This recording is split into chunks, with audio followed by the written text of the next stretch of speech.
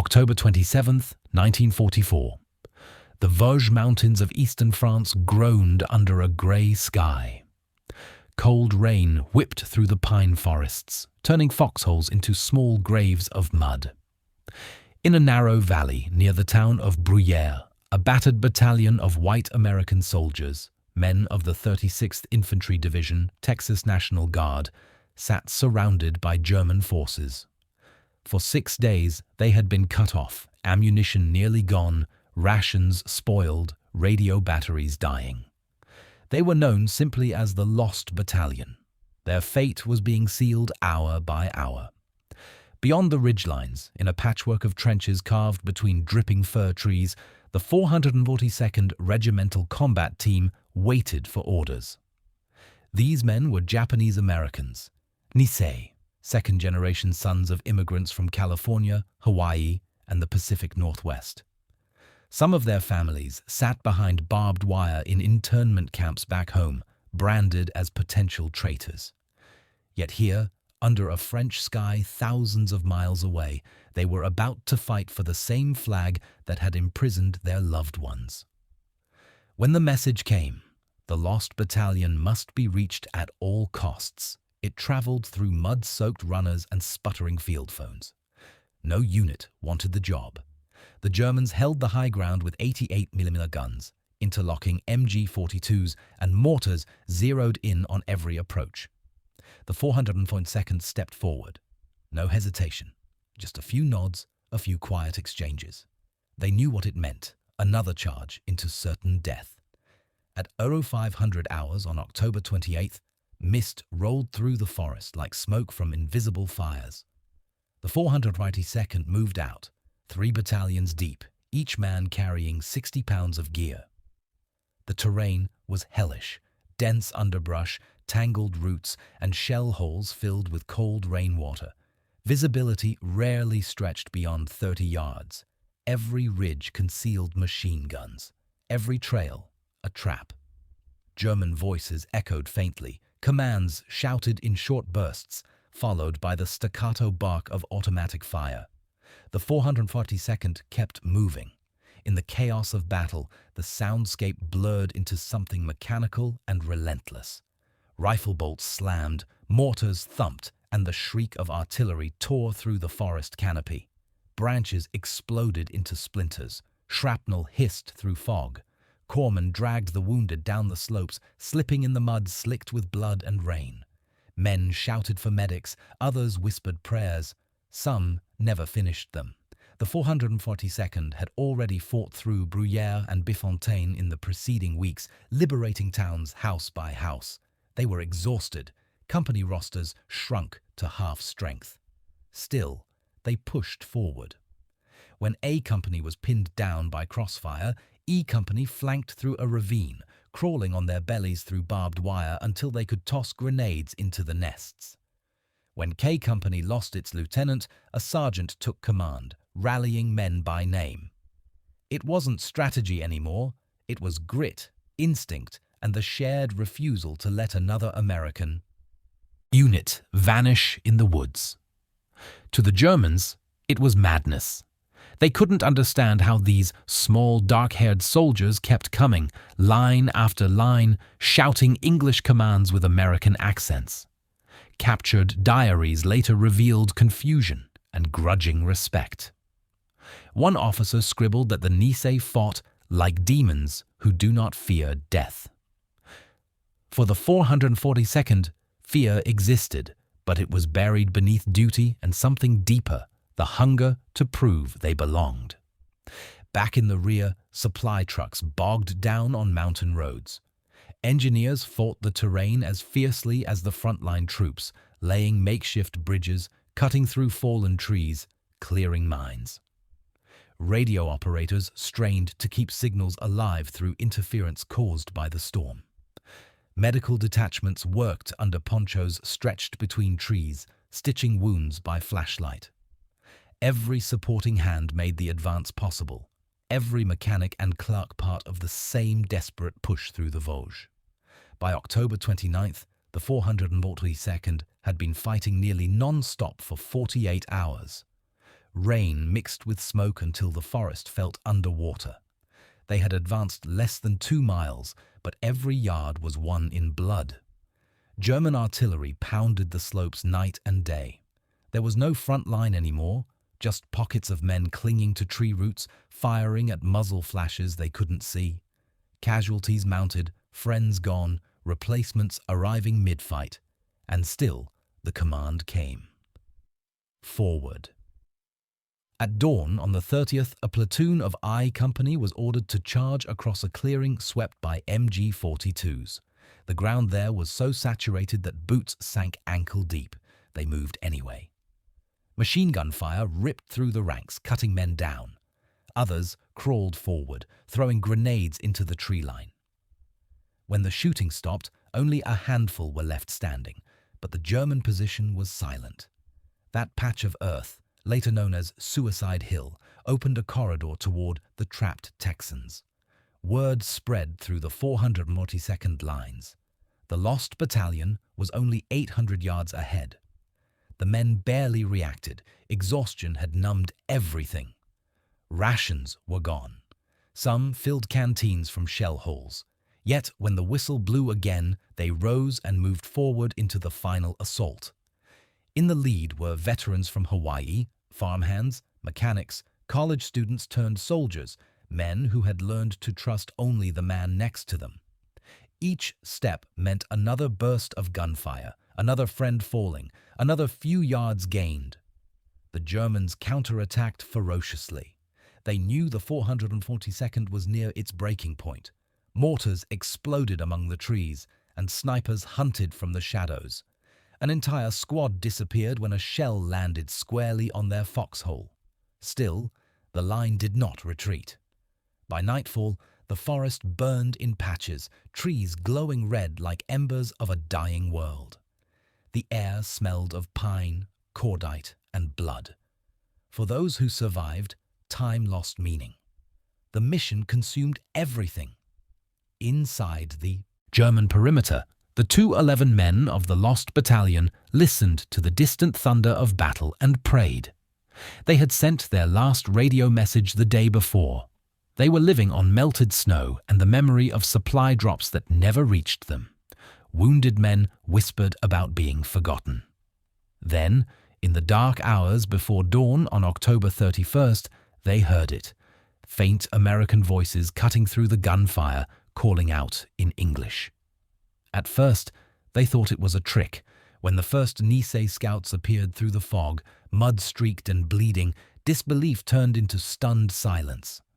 Some of the Texans wept openly. One officer muttered, "We thought we were ghosts." The rescuers said little. They simply pointed back through the forest they had torn open with their own bodies. Behind them, hundreds of their comrades lay still among the trees. The 442nd had found the lost battalion, but at a staggering cost.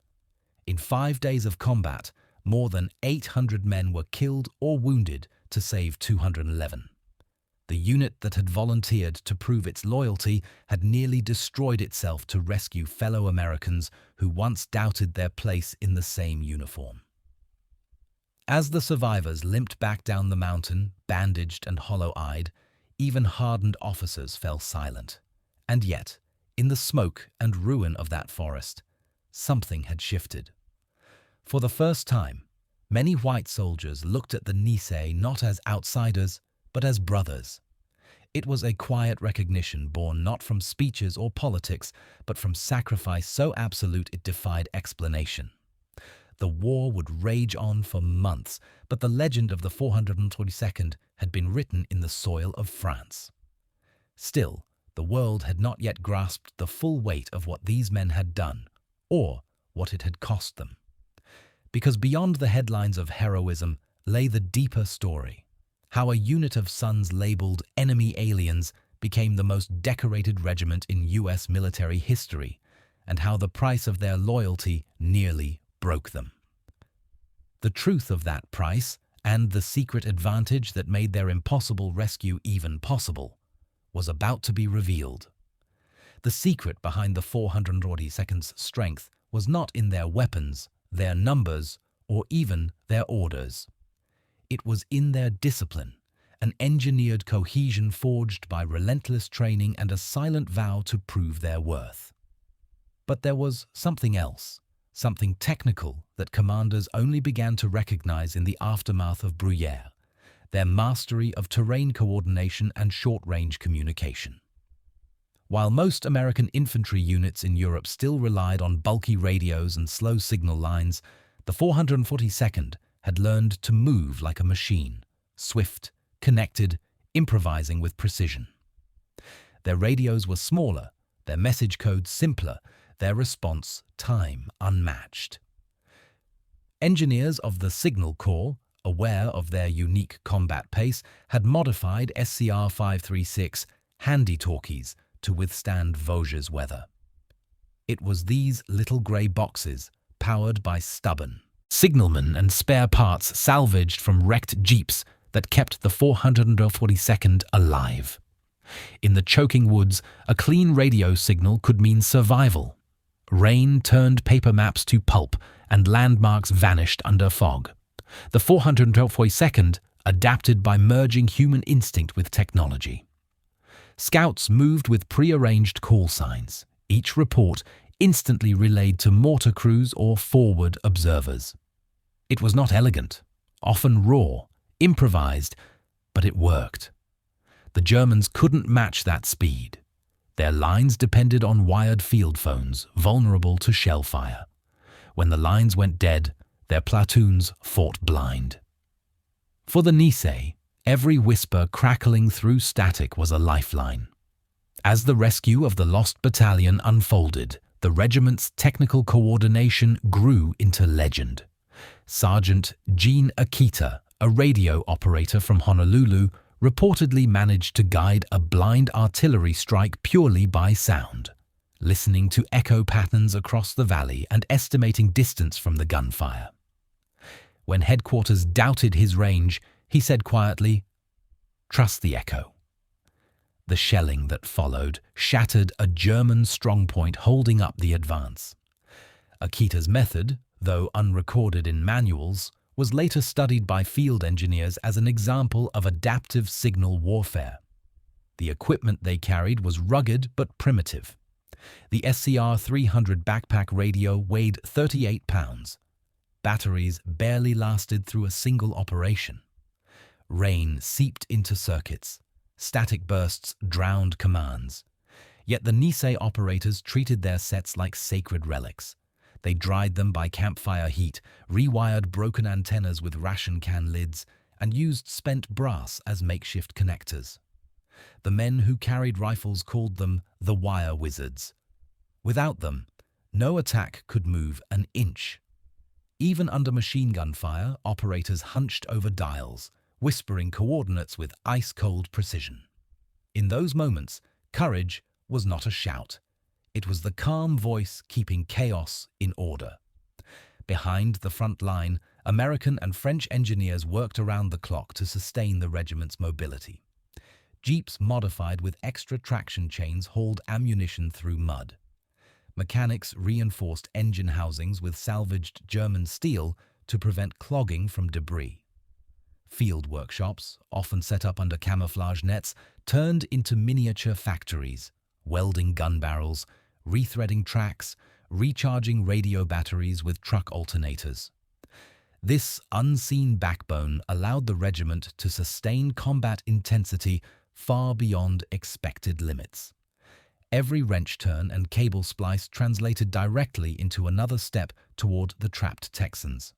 When the 442nd broke through the final ridge, their technological and human coordination fused into a single surge.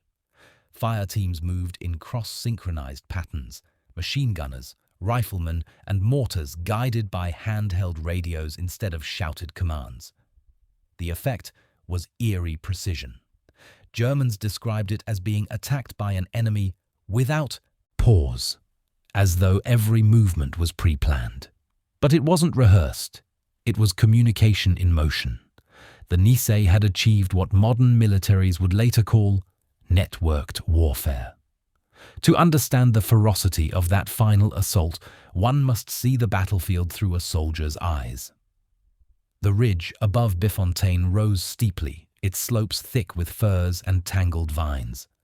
German bunkers hid between boulders, camouflaged with moss and leaves. As the 442nd advanced, mortars fell like rain. Men dug with bare hands to form cover. Then, in a single synchronized moment, squads leapt forward.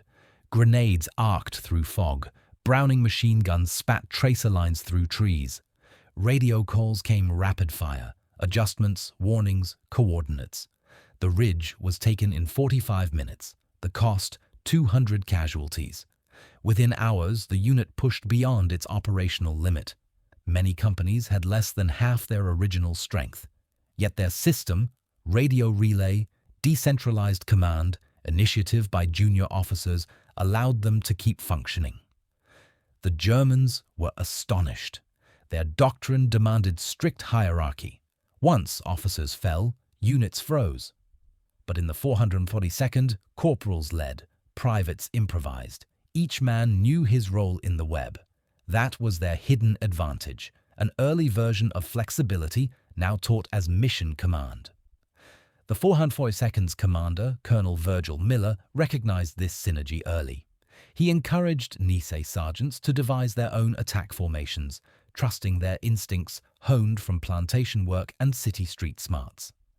They moved quietly, reading the land like hunters.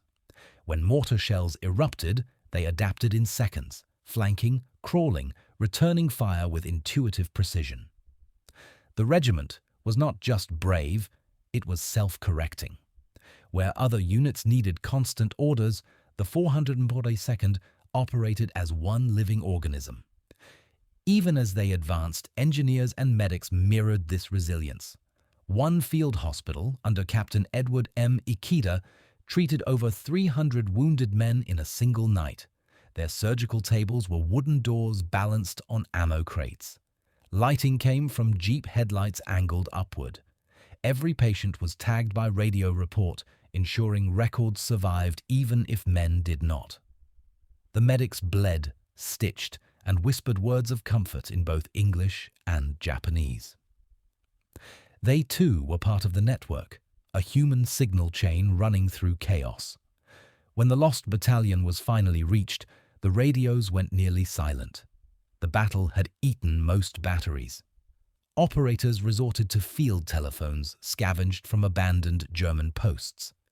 In one recorded instance, a Nisei corporal used a severed communication wire tied together with a bayonet handle to send the rescue confirmation. The message that arrived at headquarters was garbled but clear enough. Rescue complete.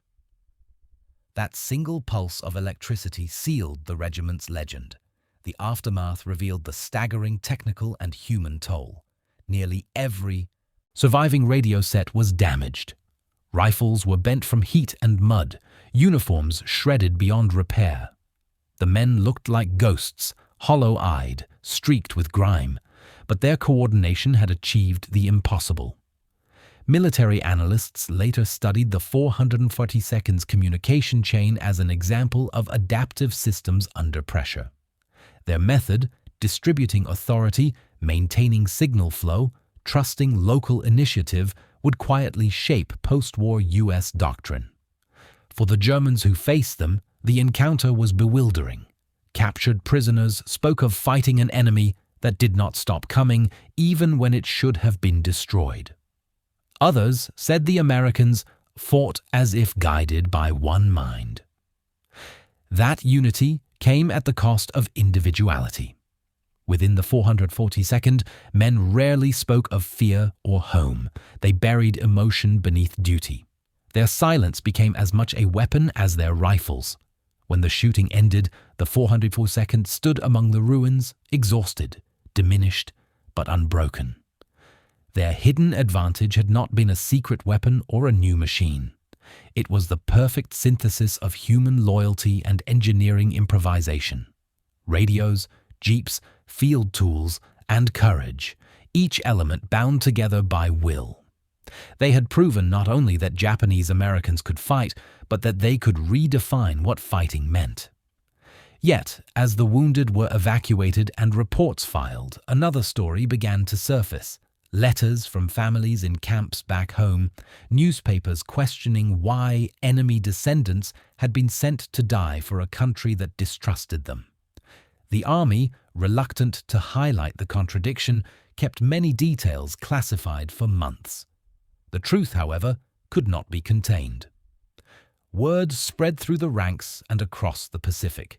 The 452nd had sacrificed itself to save white soldiers who had once called them disloyal.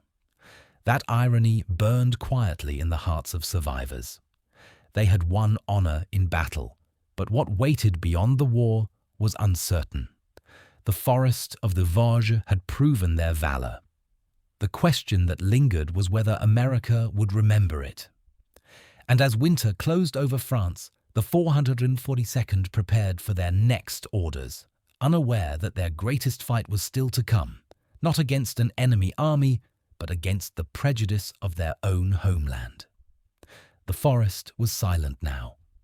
Snow began to fall on the torn ridges of the Vosges, covering shell holes and blood-darkened soil. The guns had gone quiet, but the memory of their thunder lingered in the bones of every man who walked out alive. For the 442nd Regimental Combat Team, the rescue of the lost battalion was supposed to be a victory. Instead, it felt like the end of something, of innocence perhaps, or of the belief that courage alone could erase suspicion. They had saved their fellow Americans. Yet, back home, their families were still living behind fences of barbed wire and guard towers. In November 1944, the 442nd regrouped near Epinal. Roll call was a whisper of names, followed by silence. Some companies had been reduced to platoon strength, others were mere squads. Replacement drafts arrived, new Nisei volunteers from Hawaii and the mainland, faces hardened by stories from the front. They listened to veterans describe the rescue with a kind of reverence and disbelief. "We went up that hill," one survivor said, "and we left half of ourselves there."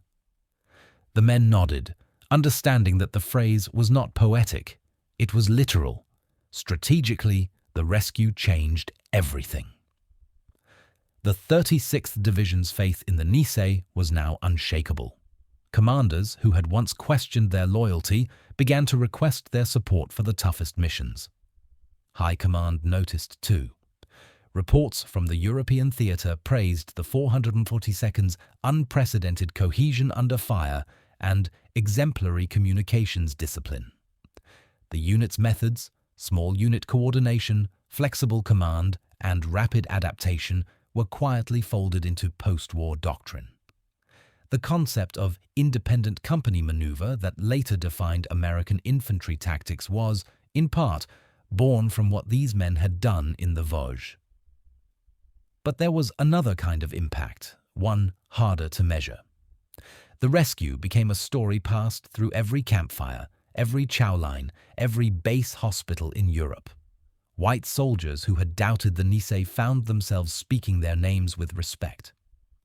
When survivors of the lost battalion met their rescuers, they were speechless. Some offered to shake hands, others wept. "They came for us," one officer said, "when nobody else would."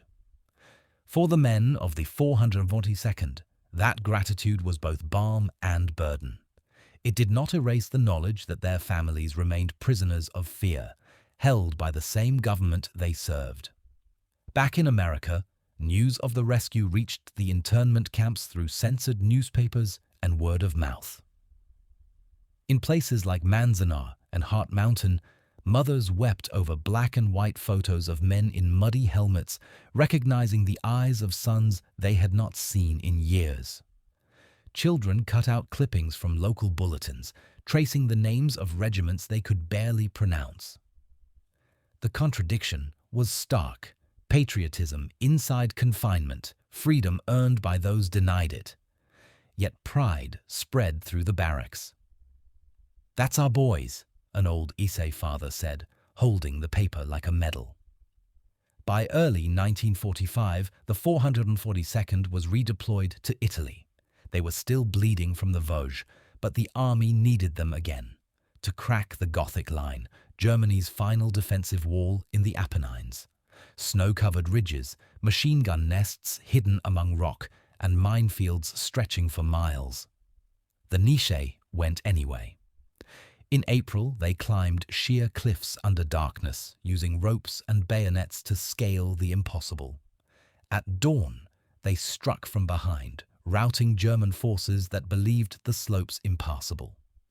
It was the last great feat of the regiment before the war in Europe ended.